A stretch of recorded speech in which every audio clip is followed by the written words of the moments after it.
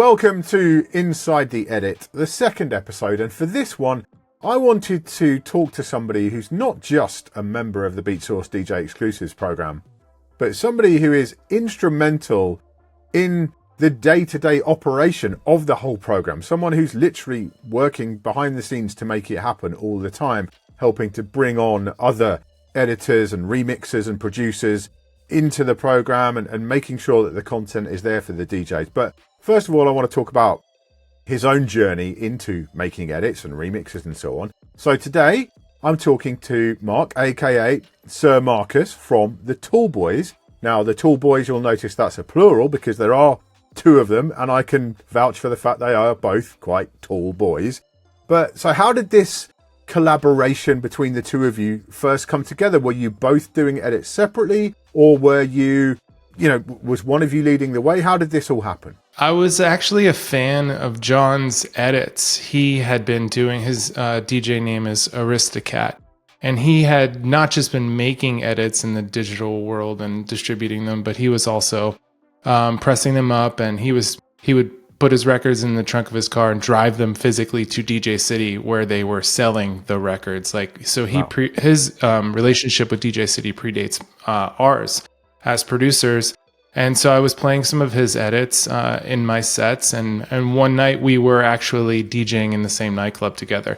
He was in one room, I was in the other room, and the guy who booked us said, "Hey, you guys should just say hello to each other, whatever. You're both tall, you remind me a bit of each other, say hello." So we did that, and I gave him a compliment. I told him, I play some of your stuff in my sets, and I don't know who gave it to me or how I got it, but I appreciate what you do. I have some ideas. I don't know how to produce myself, but if you'd like to collaborate on some, I've got some ideas for tracks that we could do, and especially the transition stuff, which was super useful and hard to find at the time. And I didn't know how to execute that myself. So I met up with him. We didn't live too far from one another in Los Angeles, and we just started working, and we kind of never stopped, which was awesome. Things happened along the way. I eventually wanted to get into producing myself, but John was using Reason. And for anyone who's ever seen somebody use Reason, it is super confusing. It's a digital version of an analog routing and wiring system. So if you were producing with a lot of hardware, synths, compressors, hardware, you would know how to wire things and where this wire goes and how to get everything done. So I would watch him do that in Reason. I'm like, this is definitely not for me. I bought this, which I still have and use daily. It's an Akai MPK Mini. They make this a better, newer version, but this does exactly what I need it to. The Akai MPK Mini came with a copy of Ableton Lite, a CD. So I was like, all right, I have this CD. Let me try this out. And, I've been on Ableton for 15 years now, and I've taught Ableton classes, and I'm a professional Ableton producer and addict. I would say I'm on it daily if I have the time from my life and my job as remix director for DJcity and Beatsource. So when you two started working together, you yourself had no production experience at all. Had you ever aspired to produce or anything like that? No, I hadn't even thought about it. I'd only been DJing for maybe 5 years professionally at that time, so I was still getting my feet under me when it comes to, getting super comfortable in the booth as a DJ, because it really takes a lot of time. Sure, you can get music and go out and play 6 months or a year into it, but I'm a firm believer that you have to be a decade into DJing to really have some good control. So I wasn't even thinking that, and it all kind of worked out the way it was supposed to, because 5 years into DJing, I met John. I watched him produce, and I helped him come up with ideas and come up with direction and arrangements and stuff. And I was in there producing, from an executive producer standpoint. He was really the engineer and the producer doing the heavy lifting on the computer. So I was doing it all without really having full control of it. So then after about another 5 years, just like I did with DJing, 5 years of DJing, trying to get my feet under me, 5 years of watching John produce, I got hands-on with it and really started taking what I learned from him and doing it myself in Ableton. And now, fast forward another decade, now we're right alongside of each other, and both of us can do all the production work. Sometimes he'll do more than I do on a certain project. Sometimes I'll do more than him, but we'll always give each other notes and help each other get across the finish line. Moving on then to the next phase of what we're doing here with the Beatsource DJ Exclusives program. Other producers, I'm going to ask, what inspired you to get involved? I mean, obviously with you, you're one of the driving forces behind what's going on with the DJ Exclusives program. So what is it about this program that really kind of appeals to you and makes you feel like this is the future, this is the way things are going to go? Yeah, it's really interesting. My job at DJcity is remix director. So I've been managing a really big team of remixers over there for a while. And I have my other favorites that aren't on my team that send me stuff. And I'm always super happy to, promote them on DJcity and help them get them out there to the DJ world. And so when we had the opportunity to start this program with Beatsource and actually come to these agreements with the labels and get this stuff out there, I was just super excited for the opportunity to offer this opportunity to so many producers who I respect and give them an opportunity to make some money in perpetuity. These tracks that go up today will be getting streams in 5 years. And usually with streaming, it's like you're going to get all of your streaming money for a record pretty much within a year or two of it coming out. But the way that some of these producers make stuff, it's timeless. And, I know there's edits and remixes from a decade ago that are still super playable in your sets. And that's what I have always looked for at DJcity as the remix director, is looking for people who are making stuff that sounds new and sounds current, but also doesn't sound like it's going to have a shelf life when that fad or that wave passes by. A lot of producers are producing to try and gain some traction with what's happening now in the industry. And then there's a lot of real pros that have been doing remixing and editing for a long time, and they're just trying to make a version for the clubs that is going to be a little bit better than the original version or the version that most people play, and try and give it some extra energy or an arrangement that is more suitable to playing a minute and 30 seconds of it in a club. So I always look for those producers that are going to make tracks that are going to last, that are going to stand the test of time, and producers who are super consistent. I tell people all the time, consistency is more important than talent. You need to have talent, but if you're not consistent, people will forget about you. If you're not consistent, you're not going to become a brand name to these DJs out there.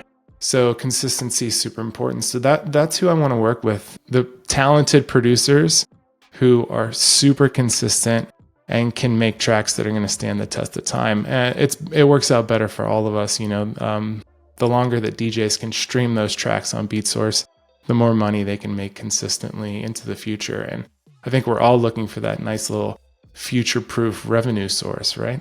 For me, one of the most exciting developments in the past couple of months with Beatsource and the DJ Exclusives program is the introduction of collaborations with other record pools. This is alongside the industry first of getting the sign off from the major labels for all this stuff. The other thing is we now are working with some of the best DJ record pools in the industry, in the game. Some people we've respected for a long time, like DMS and Club Killers, are coming on board as part of this exclusives program. But also we've got best of DJcity stuff going on. Tell us about this best of DJcity thing that's happening on the site right now. Yeah, it's incredible. So what we did was we took a look at, we've been compiling charts. We have back-end data that'll tell us what the most popular tracks of all time are. Those are all kind of coming from the 2022, 23, 24. Every year we kind of gain the number of subscribers on the number of subscribers that we have. So they're more recent. So what we did was we took a look at all of our year-end charts dating back as far as we have them. And we were plucking the best of 2009, the best of 2010, the best of 2011. So we went back and we looked at all of the charts and what the best exclusive edits were that performed well in those years when we weren't quite as big of a company, but still the DJs, numbers don't lie. The most downloads are the most downloads for a reason. So we made a lot of that stuff available when we premiered the best of DJcity on Beatsource DJ Exclusives. And believe it or not, a lot of that stuff is still super playable, really well done, and there's a reason they performed well back then. And not a lot of it is super genre specific and things that have, waves that have passed. It all sounds really good still. I was surprised, even when I listened to the Tall Boys stuff, I was a little, ooh, what's that going to sound like, 15 years later? But stuff sounds really good still. And I guess that's like the key to all of this is now because we have this actual licensing in place, right? With DJcity, all of those classic tracks, they had to be removed from the site. We couldn't have them on the site anymore. But now we've got these licensing agreements in place, and so we can actually dig back into those back catalogues a bit more. How has it been for you working with the industry in a much more sort of closely tied way than we ever have before? It's incredible. I'm now working with these producers from the other record pools, and they were all competition before, and it was all friendly competition. And you guys just work for a different record pool and you do the same thing that I do, but now being able to work with them, and I'm listening to their music on a daily basis as we put it through the copyright clearance process before we add it to Beatsource DJ Exclusives. And it's really cool. It's like having distant cousins that you just met that you have a lot in common with. And, DeVille is one that comes to mind. We'd never known each other. He's been a Club Killers producer for a very long time. And now that we were connected, because, I'm processing his music, I have questions about them, I'm texting him, and we speak the same language. It's really cool to have these new relationships that, you can talk to these people, they speak your language. And then finally, before I let you go, I did a short about this, but I haven't done a full video about it.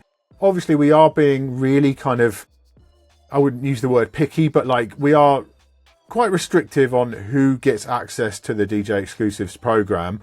What is the pipeline? If people aspire to be part of this Exclusives program and, get paid and for fully licensed mixes and stuff on Beatsource, how do they go about approaching that? That's a great question. DJcity is still our proving ground for, who we open up availability to.